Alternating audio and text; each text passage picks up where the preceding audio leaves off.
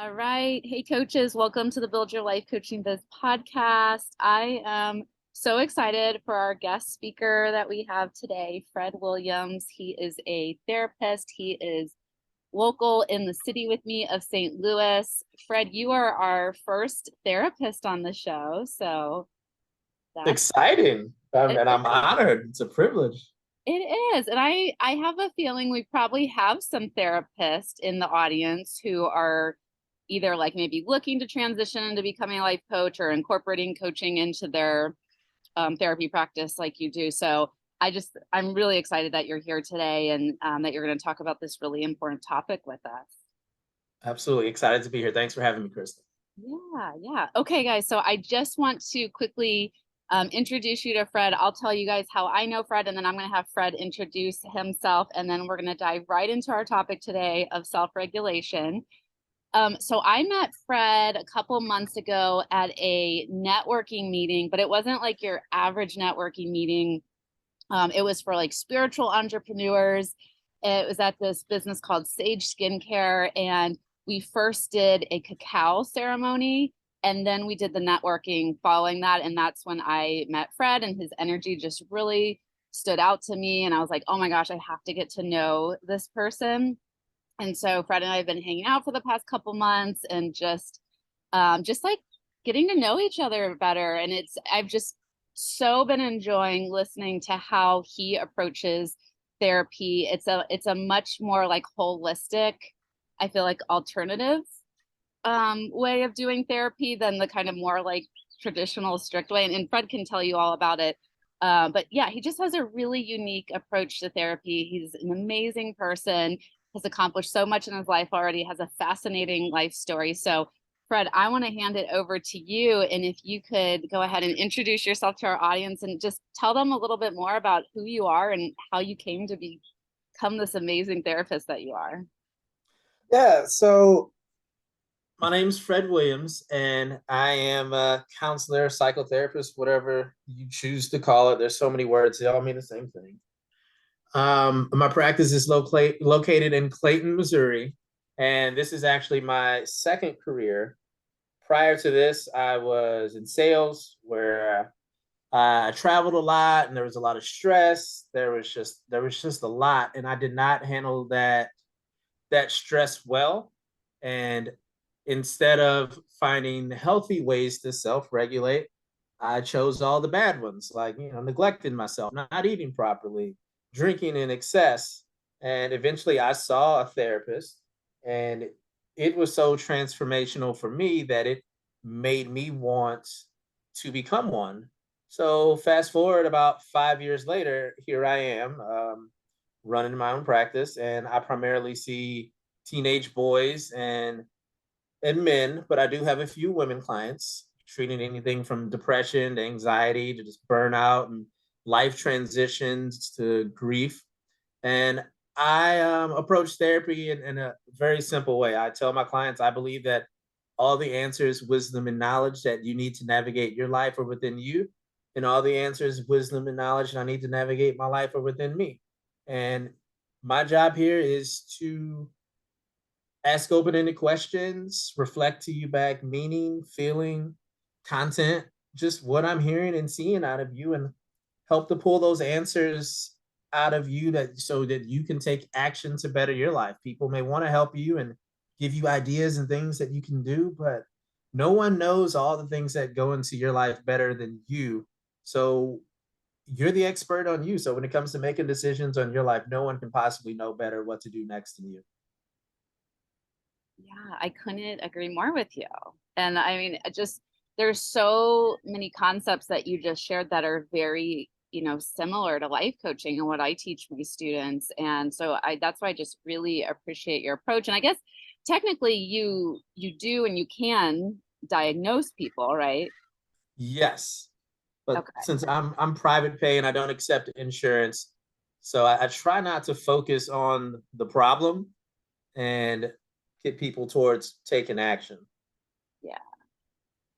Yeah, I love that. It just sounds like you just have a more empowering approach where you see the greatness inside of people already and you're like, let's pull that out of you versus, like you said, let's focus on the problem, which I think sometimes can maybe make things worse or make people feel That's worse about themselves. Yeah, that's exactly what I do. It's a strength-based approach, solution-focused, brief therapy, person-centered. But yeah, it's seeing that greatness in it's I'm glad you said greatness because that's a word I use a lot. Because a lot of times we just get so stressed out with life or just stray from our path that we don't see that greatness in ourselves, where it may be obvious to me after just sitting with someone for 5 minutes that they just don't see it, but it's still there. So I'm highlighting those things that can uh trigger those memories of greatness within someone. I'm like, oh yeah, I did do that. Oh, even though I'm here right now, I did this, this, and this before that. And I'm capable of doing this and that. Just looking at it from that place. Yeah, just pulling that greatness out of them. Yeah, we always say, like, in the life coaching world, that like a lot of times, I mean, sometimes coaching can be to getting you to this new place in your life or helping you become this new person you want to become, but most of the time it's getting you back to that version of yourself that you really liked or was the most confident version of you that kind of just got lost along the way. So again, that same concept, like, it's already there inside of you. You've already proved that you're that person, you know how to be that person. It's just kind of like, yeah, reminding you and guiding you back when you get off the path a little bit. Absolutely. That's like the number one thing I hear from people is I don't recognize myself anymore. I want to be like the old me. And then eventually it's, oh no, the old me would have done that. The new me, and it's not even they're trying to get back to their old self. They've created this whole new version of themselves and they're just not looking back at it. And then I get so much joy from that. Yeah, me too. Me too.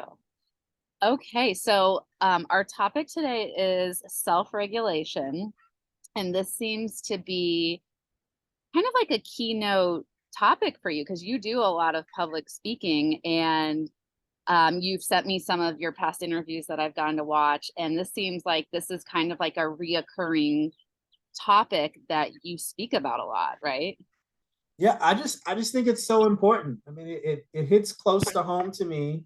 And I feel like it's something that if we taught children in like kindergarten, they'd make healthier adults. And what I mean by I don't you didn't necessarily ask me, I'm kind of diving in early, but what I mean by self-regulation is simple. It's being able to regulate yourself. Like I see adults that either can't express their emotions or express their emotions in the wrong way instead of being able to pause and ask themselves questions on what they want to do next. Just regulating the self, how to handle your own emotions, because your thoughts influence your feelings and then your feelings influence your behaviors. So if you can't control your thoughts, feelings, you're not going to be able to control the way you act. Mm, yeah, that makes sense. I feel like this should be something that's really easy, but for me personally, it's not. Like growing up, I'm sure you hear this all the time, Fred, like in my family, we didn't really talk about feelings. Like things just got pushed and shoved to the side. And so now, so I've been working with my own therapist trying to just like identify how I feel and give myself permission to feel a certain way. And it is so freaking hard. Like it is such a practice. And then on top of that, now being a mom, and I have a 3-year-old who's, having all the big emotions coming up right now and is, I'm trying to teach him how to self-regulate while I'm learning how to self-regulate. It is like, I don't know, it's so interesting and fascinating and difficult, and it's all the things right now. It's crazy. Yeah. But I'm hearing that you're breaking this cycle. So that's usually how it goes. So, one parent teaches it to the parents teach to the children, and so on and so on and so on. But I heard you didn't get that when you were a child, and now that you're aware of it, you're changing it, and you're doing your best to make sure that your son is able to regulate himself.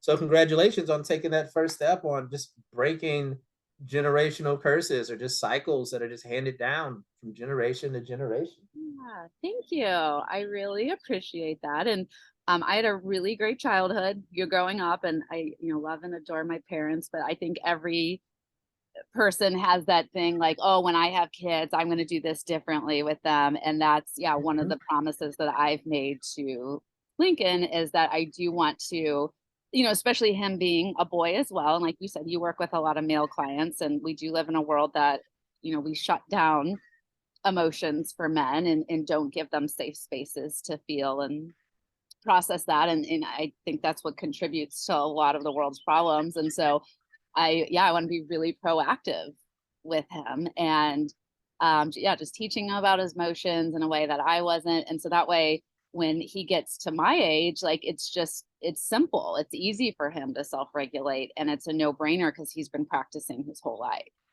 Yeah, absolutely. And just him seeing you self-regulate, and we don't necessarily have to teach kids all the time. You just have to be the exemplar to do the things that we want them to do, like have those healthy relationships and healthy coping skills, because they're watching 24/7. So if you said you're in therapy and you're self-regulating, you have your self-care routine, he sees you meditating and just taking care of yourself, he's gonna just naturally want to do what his mom does. Mm-hmm. Yeah, that's the goal. Absolutely. Yeah, and so we've talked about what self-regulation is. So basically just, being able to regulate your emotions. And we started to talk about why self-regulation is important. What are some other reasons, Fred, that you feel like self-regulation is important for people? So what usually happens is there's a stimulus and a response. And without consciously being aware of this, the stimulus happens and then we just react or we respond. The reason why this is important that we're aware that we need to self-regulate or that these things are happening is so that we can strengthen the space between stimulus and response. And what I mean by that is something happens, someone is rude to you, someone cuts you off, or someone hits you. And instead of immediately reacting with rage or fear and shutting down, it's you're able to take a breath and think about, how do I want to respond to this? Do I even need to respond to this? And the more you practice that and become aware of it, the easier it gets. It really becomes like Neo in the Matrix when everything slows down and he's dodging bullets. So life's happening to you. Life's never going to stop happening to you, but it's all about how you react to it. And the more you meditate and do breath work, the more you're able to handle those responses as they come. So it's stimulus and then you respond, or it's stimulus, take a breath, how do I want to handle this, and then decide if you even want to respond. Yeah, and yeah, you're reminding me how much like breath work and meditation is a big part of this. And we'll talk more about specific tools to use when self-regulating. And you've even inspired me to take my meditation practice to the next level. And I'm going to next month sign up for that transcendental meditation course that you told me about. But I do feel like, yeah, that is really important. And something that I've been working on is like when like the stimulus or the trigger happens, I just take like 90 seconds to breathe. Like I don't allow myself to say anything or do anything until I've had 90 seconds to just like really breathe and relax my body. And then I kind of go from there. And that's been like, it's been huge. It's such a small thing, but it's been very massive. Yeah, it's growing that gap, that space is everything. And the more you do that, Krista, the easier you're going to be able to handle life. And it sounds like you're already doing a good job. You're on your way. Well, thank you. I You're welcome. appreciate that. Yeah, it's getting better. It's getting easier. Yeah, so I was thinking maybe we can talk a little bit more about like maybe some specific examples within our own lives of, where we've needed to self-regulate and like, and I would even be curious to hear maybe within your own therapy practice, like where you use it, and I can start off like, there's two areas where I've identified where I use a lot of self-regulating in my coaching, business and practice. One is in like client sessions, and then another one's in sales calls. And I'm really happy that you have a background in sales too, because you're probably gonna, you know, obviously be able to relate to what I'm talking about. I'm curious how you use it in sales calls. Yeah. So with a lot of times when money objections come up, at the Hmm. end. You know, I know for myself and then a lot of with my students and clients as well, like one of the first, a lot of times if you're not trained with objections and how to handle objections, like they can be very scary and Absolutely. overwhelming. And you start to think like, oh my gosh, I did something wrong. I'm like, I asked a bad question, or like this person's not able to work with me. And so like it sends off like all of these alarms inside your body. And then you just like you want to shut down, you want to run away, you want to freeze, you know, whatever your fight or flight response is there. And so I noticed like that was happening to me for the longest time. Is yeah, when those money objections would come up, I would just like want to shut down the conversation so fast Hmm. instead of really taking the time to get curious and ask about the money objections and support the potential client around them to, you know, have a breakthrough. And so I worked with my therapist on this a lot. I really adore her because she also has a lot of, you know, coach like approaches as well. And so and then I worked with in another coaching program too, where they do a lot of self-regulation with sales. And so like one of the things I learned to do was to like hold something in my hand, like hold like Hmm. a crystal, or like kind of just rubbing my arm, and then just allowing myself to like take a couple of breaths, and then I can like tell myself like I am safe, I'm safe, I'm safe. And then when I start signaling to my nervous system that I'm safe, then I can really relax and start to get curious and support the person in front of me. So I feel like that's an example of self-regulating, right? Oh, that's a huge one. So I heard affirmations, positive self-talk. So Mhm. you're right away signaling to your subconscious mind that you're safe. You don't have to ring the bell, ring the alarm. Everything's fine. Nothing's on fire. I am safe. I am safe. And the more you practice that, write it down before bed, say it out loud during the day when you need it in those moments, it'll take hold faster and calm yourself down. I'm a big believer in affirmations and positive self-talk. Yeah, yeah. Okay, cool. Yeah. So the affirmations, one of them, my favorite, I'm safe. And then like what is it about like the tactile stimulation of like just, you know, rubbing your arm or a crystal or like a soft blanket? Like how does that kind of self-regulate us too? It's just it's movement. So like anyone that has issues with freezing, Mm. any type of movement, whether it be rapid foot tapping, playing with the crystal, the movement. Like I have a client that says he unthaws himself. He's 11. It's hilarious. He's like, no, I've been unthawing myself since we started working on it. I was like, yeah, that's awesome. But it's just any type of movement is good for when you're freezing because it gets to focus on something else, and it's giving the mind and the nervous system something to do when it's freaking out. Yeah, But that makes I wanted to throw one out there since you got me all excited now because I don't often get to talk about sales. okay. So when you get hit with the objection, um, this is a self-regulation technique, and it is one that was taught to me during my corporate training days when I worked for a company called Cintas, which is a big selling organization. So it's rice backwards. So in that moment, you're like, hey, it's X amount of dollars. And they're like, oh, no, I can't do business with you today. That's way too high. So you want to use ECIR, which is empathize, clarify, isolate, and response. So to empathize is just simply like, oh, I completely understand. Clarify. So just to clarify, you think it's too expensive, and to isolate, like, is it a certain item that's too expensive? So if like you're selling like a complete package, you'll have different services in there. Figure out exactly what it is, isolate it, and then you respond to it. So it gives you a process. It gives you something to do instead of just reacting to objections. You have a whole process down, and just practice it with someone else. Have them just throw out different random objections, and you use that same formula: empathize, clarify, isolate, and respond. And it can become your best friend where you're just waiting for objections to come your way. Oh, I love that. We do use something similar. We don't have like a cool acronym like that. And I don't think we do one of the steps that you mentioned, but you're right. I do find that like having that like process also like gives your brain time to like calm down, and then also really to like understand where the person's coming from, so they're not feeling judged or attacked. And like you said, you're just not going right into like, well, let me try to convince you why you need to buy this Yeah.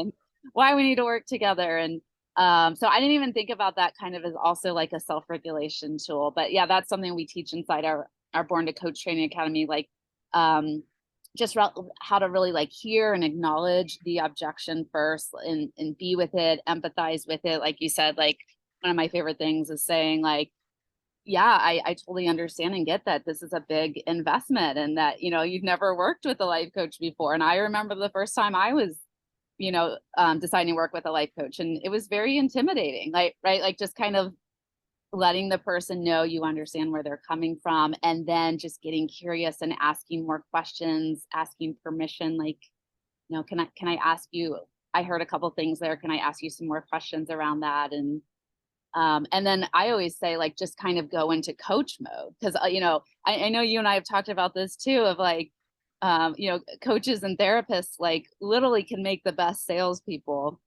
in the world because of the different, like, using open-ended questions and active listening and everything. And so just, start using those skills and approaching the objection. And I don't know if we're even on the topic anymore, because you and I both love talking about sales so much, but Well, it's self-regulating during objections.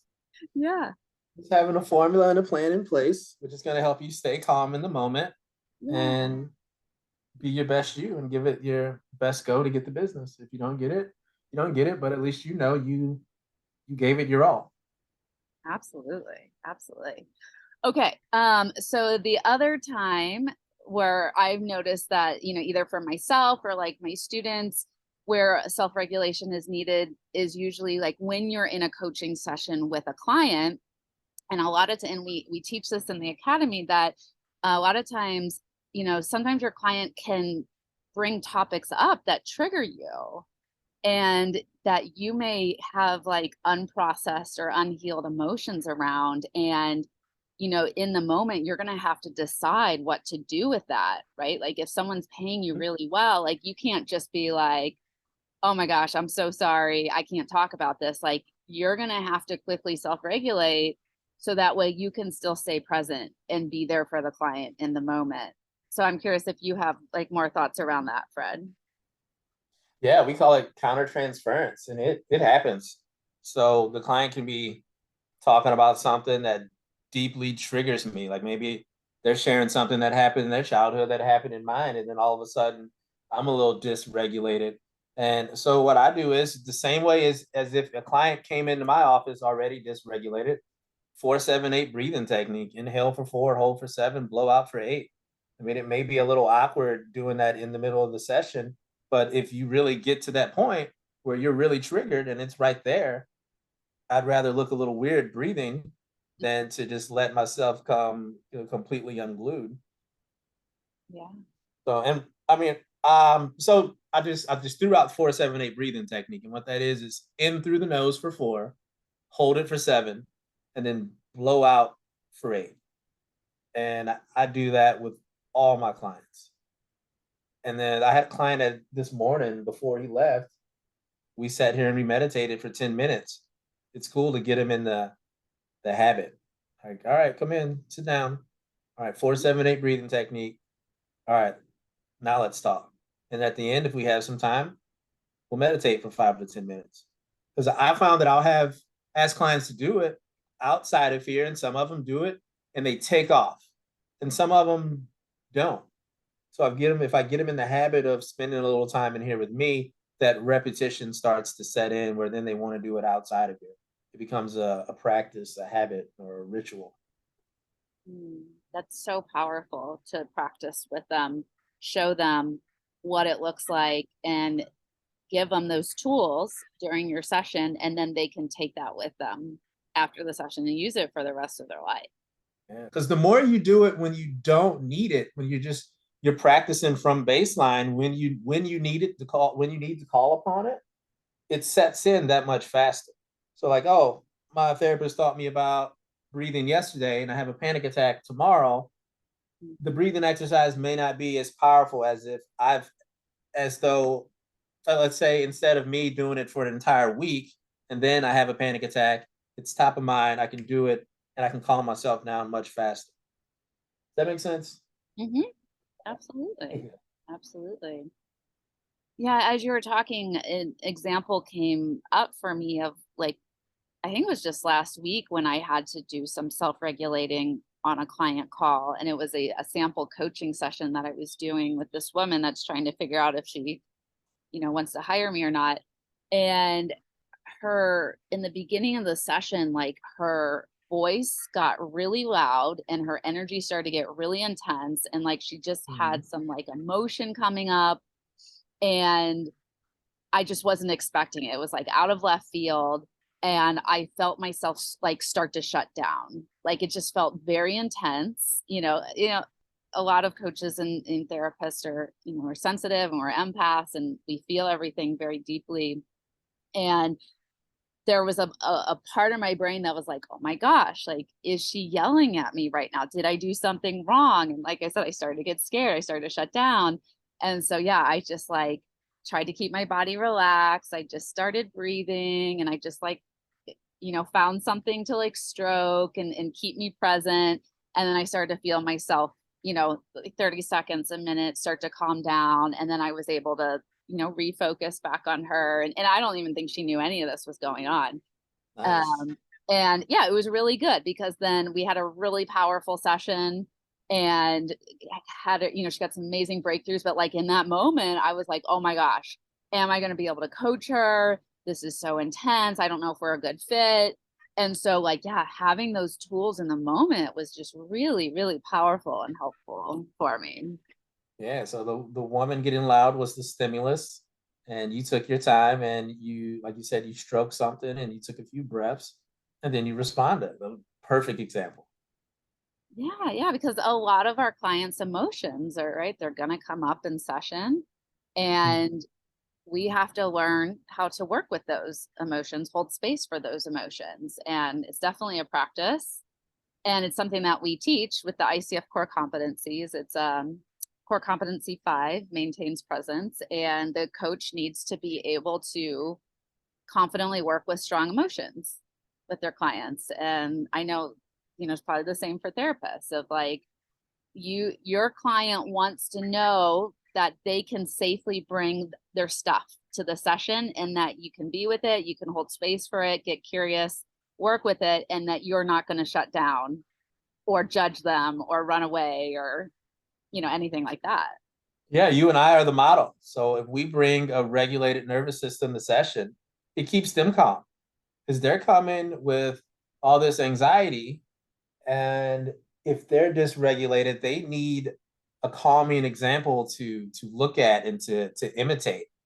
Like they get power from us by our calmness and our stillness. So by practicing breathing and practicing meditating, we're practicing, we're teaching our nervous systems to be calm. And so when someone elevates their voice, it doesn't bother you as much when you have a source of calmness you can call on or remember because you have a regular practice of basically practicing stilling your nervous system daily. Mhm. Yeah, exactly. And something else that we teach in the academy, Fred, is that it's so important for coaches to have their own support system as well. So, we recommend that every coach has their own coach and has their own therapist. So that way, they self-regulate during the session and then after the session take some time to process and say like, what came up for me today that still needs to be healed or worked through. And then they can take those topics to their support team and really like unpack them so that way it doesn't keep showing up in future client sessions. So I'm curious, is that like a similar thing that's encouraged in the therapy world, or do you see a lot of therapists like having their own support systems? What's your thoughts on that? Yeah, the therapist that I hang out with, I guess socially, and I have a few that I meet up. There's three that I meet up with every month. We celebrate wins and what could be better and just talk openly about the Therapeutic Alliance and just the process of running a business as well. And most of us are in therapy, and the ones that aren't just aren't in it right now, and they'll probably go back to it at some point. It's an always, for me, it's an ongoing process, on and off. Right now, I do go to therapy, and I also have like my supervisor for I have 2 years before I'm completely fully licensed. So I go see her every week, and it's great. It gives me a space to talk to someone and just get everything off my chest. Yeah. And I feel, how do you feel like that helps you by you having your own outside support system? Like how does that help you to self-regulate and support your clients even better? Well, I mean, just like coaching, being a therapist can be extremely isolating. You're sitting here and people are coming to you, whether it be Zoom or in person. And sometimes it's like, wow, did I help them? Did I handle that correctly? And sometimes you just want to say it out loud to someone. Just what you're thinking about, what you just witnessed in session. For me, that's the biggest one.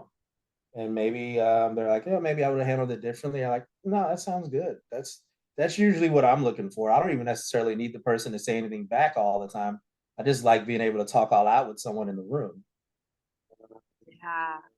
Yeah, I forgot about that. That is nice to have someone to like process and reflect with and be like, yeah, this happened and I'm not really sure if I handled this the right way. And so just to have someone that can kind of help validate that can be huge. And yeah. And just so good for your self-esteem and confidence too. Yeah, it just keeps you going. So you're just not overthinking and stewing on things all day, which aren't that big of a deal. But then you're just second guessing yourself. So yeah, being able to talk to someone weekly or every other week, whatever it is, or just being able to call up a friend, another life coach or another therapist, and like, hey, you got 10 to 15 minutes to just hear me out. And then you know who those people are for you. Like you said, having that support system is great, whether it's a scheduled time or just knowing that you can call someone and, hey, I just need 10 15 minutes to vent. Okay, I got you. Yeah, absolutely. Well, we are about at the end here, Fred. So, is there anything else that you think we should talk about or address with self-regulation that you feel like the audience needs to know about? We've talked about techniques and coping strategies, but I just want to say, believe in yourself, guys. Just, you can do this. You feel called to do this profession for a reason. And so when you make that decision to do it, continue to believe in yourself when that doubt comes. You can use the techniques we talked about, 478 breathing, meditation, affirmations, and positive self-talk. So just through repetition, keep telling yourself you can do this. Keep believing in yourself. Be your own biggest fan. Don't wait for someone else to come and cheer you on. Cheer yourself on throughout the whole process. Actively say that you can do this. Actively say you're a badass coach. Whatever your affirmation is that gets you from stuck and overthinking to feeling good about yourself to show up and hold space for people. Figure out what that affirmation is and use it. Use it often. I love that you said, like, just cheer yourself on. Don't wait for someone else to do it. And my mom is a business owner as well. And that's probably one of my most favorite things that she taught me growing up is you just have to be your own cheerleader. And I thought that was so weird at first, but now I get it. I totally, and Yeah, you don't even have to be a business owner to be your own cheerleader. But yeah, I think it's really great. Just, yeah, give yourself permission to be your own fan, your own cheerleader. And yeah, just acknowledge yourself and be proud of yourself, believe in yourself. Don't wait for someone else to give you that because you're able to do that for yourself. absolutely. You sure can. Great reminder. Thank you, Fred. You're welcome. And thanks for And having me. I appreciate it. yeah, this was really fun. And if yeah, if you could tell our audience where they can find you online and in person if they want to, reach out to you and work with you as their amazing therapist. Yeah, let us know. Where can Yeah, thanks. So Fred the Therapist on Instagram. My website is mentalalchemycounseling.com. It's mental spelled traditionally, and then alchemy, ALCHEMY, counseling, COUNSELING.com. Just give me a call, 618-960-8700. Yeah, thanks for listening. I appreciate you all. Yeah, and just to clarify, if someone would want to work with you, they do have to be in St. Louis or have to be in Missouri. Correct. I'm only licensed in the state of Missouri. Okay, so anywhere in the state of Missouri, but anyone all over the world is welcome to follow you online. Absolutely. Yeah, okay. Well, wonderful, Fred. Thank you for your time today. And hopefully we'll have you back on the podcast in the future. And I hope you have a great rest of your day. Sounds like a plan. I can't wait to hear how your transcendental meditation experience goes. Oh, yes, I'll be doing a podcast episode all about it. All right, sounds good. I'll be sure to tune in. Okay, bye. Bye.